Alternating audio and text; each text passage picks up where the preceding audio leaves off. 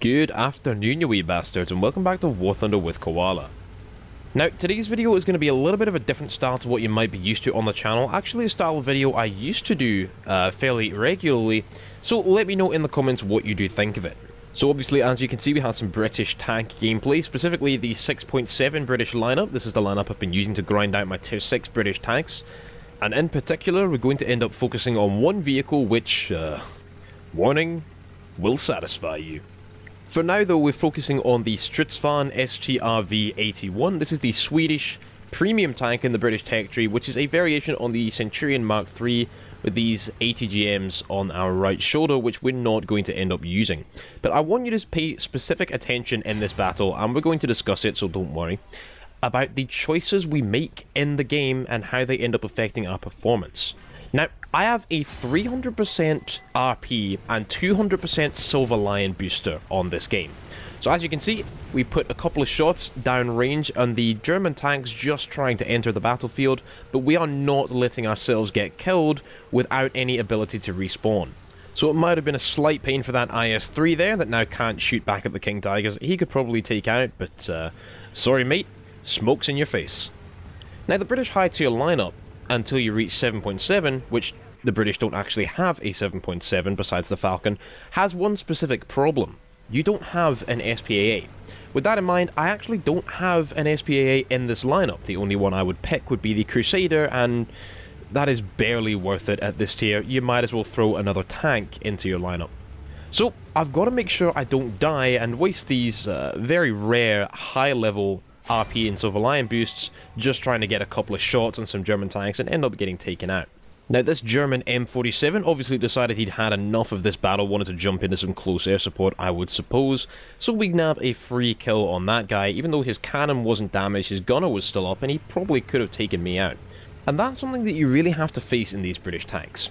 Now, I've been spending some time grinding out my high-tier British tanks, tier 6s. I felt it was high time we ended up getting a video out on the Challenger 1, possibly the Chieftains. So, I've been putting a lot of time and effort into learning exactly how these tanks function and why and how they fail. And they have some shortcomings. The British lineups have no effective light tank, they have no scouts. I don't think there really is a light tank in the British tech tree at all. Besides at tier 1, which, let's face it, who cares about tier 1? The medium tanks, and specifically heavy tanks that Britain has access to, really don't function like a normal medium or heavy in another tech tree. And the reason for this is your firepower. You're really not a hard hitter. Even the 120mm Sable, keep in mind, the Sable actually produces a dense penetrator which only has about 40 to 45mm in diameter. So even that high-grade shell is not a nuke like the 88mm of the German King Tigers or the 100mm of, say, the T-44-100 or T-54s.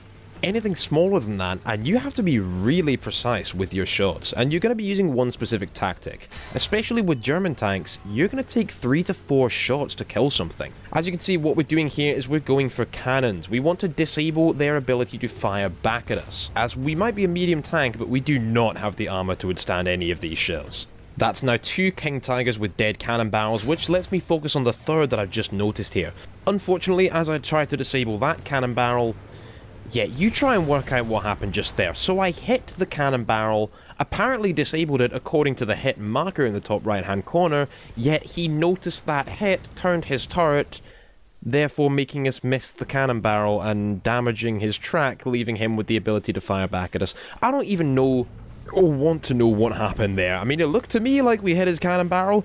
Probably looked to you guys like we hit his cannon barrel, but you can't expect this game to work properly all the time, can you? Thanks Gaijin for not adding an Australian server after all these goddamn years. That one was due to ping.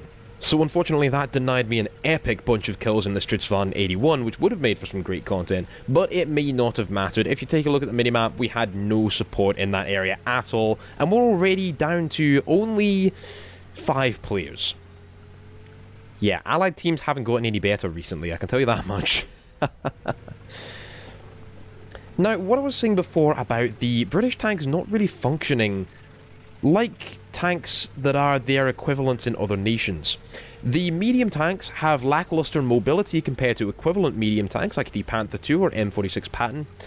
They have closer to the mobility of heavy tanks, but not the firepower or the armor. They really can't reliably bounce any shells. As you see, any powerful shell that penetrates your tank will one-shot kill it almost every time.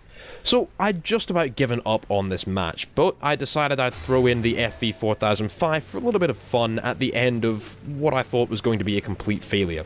Ended up getting a lucky shot on that King Tiger that was just probably repaired his cannon barrel and starting to move on. Now, I have a very long reload with this tank, and I've just spotted what I believe is a Type 61 in front of me. Luckily enough, I've chosen to push up in the same direction that my team has, so we're now all together and have some support, besides those couple of players that are off down in the right-hand portion of the map, not really being very useful to us right now. All they're really doing is acting as gate guardians, preventing the enemy team moving into Alpha, which ended up being quite useful to us, but luckily for them, we have some adequate support in this side of the map. Poke out just before we finish reloading, take out the Type 61, just got him through that corner in the building right there.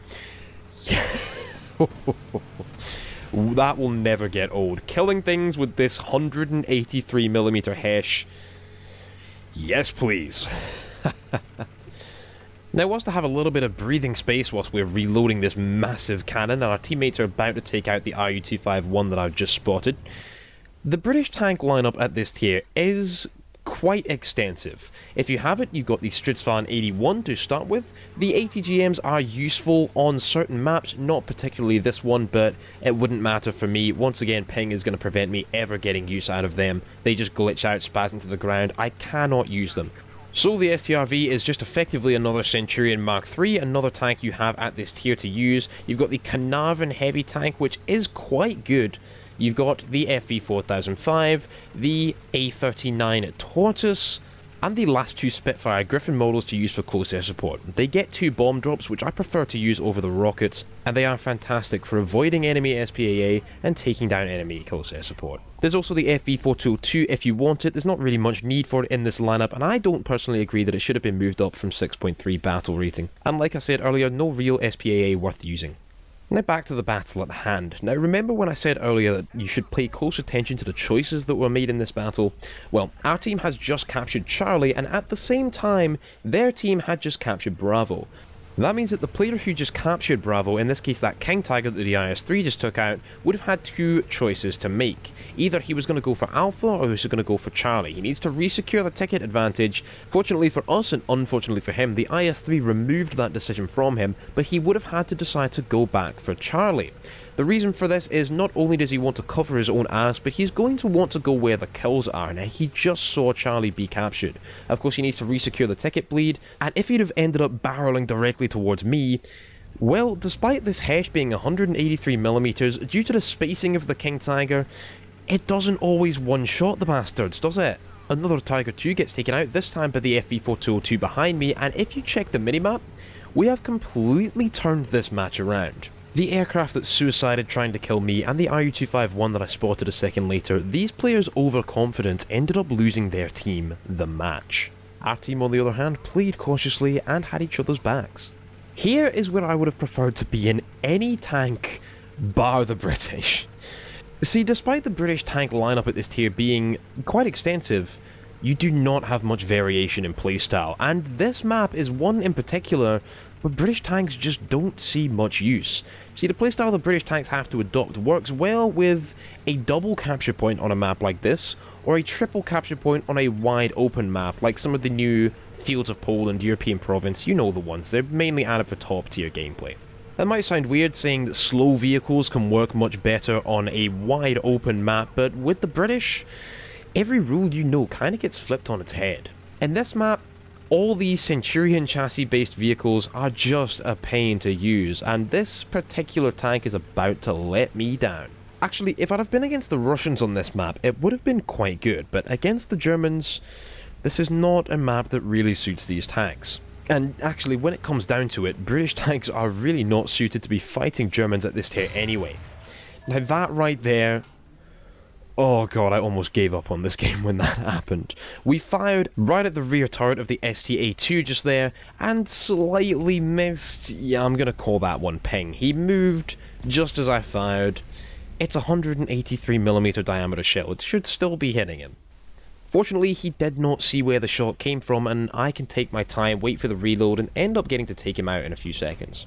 Now, what I said about the British fighting the German tanks, it really can prove difficult. See, Russian tanks at this tier are a lot easier for these vehicles to take out, but with the lack of variation, especially in the firepower department that you have, with either the 84mm 20-pounder gun or the 105mm L7, you really need to learn that gun expertly if you want to use it well.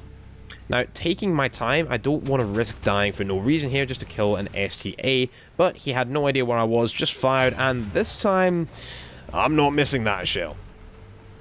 The IS-3 takes out a Panther II just to my left, and this team is basically done by this point. They've made all the wrong choices from that point where they originally had the advantage. Now it's just a point of cleaning up, and there is one Panther just off to my left. I'm about to spot him. There he is. That's all we need to take out before this game is in the bag. I was worried that this might be kill stealing, but the IS-3 is about to get taken out in a second. He has about as long a reload as I do, and the Panther A can really make use of that to take its time and take it out methodically. There are plenty of ways you can damage the IS-3, and even with a gun as small as the Panther 75. Take him out, easy kill right there, straight to the side. He was really not paying attention. Props to the IS-3, he was the best player on our team, definitely made good use of his tank, along with the FV4005 and the Super Pershing that just got taken out, unfortunately. They turned this game, which initially looked like a loss, into a really enjoyable win, definitely allowed me to make the best use of my vehicle. Some good choices made by our team when it comes to supporting each other and watching out for each other's most threatening approaches. And some really poor choices made by the Germans when they started getting overconfident. Anyway lads, I hope you have enjoyed this video. Leave a like if you did, subscribe if you haven't already, come join me at all the links in the description below. And always remember, keep your bagpipes to hand, your kilt on, and I'll see you lads next video.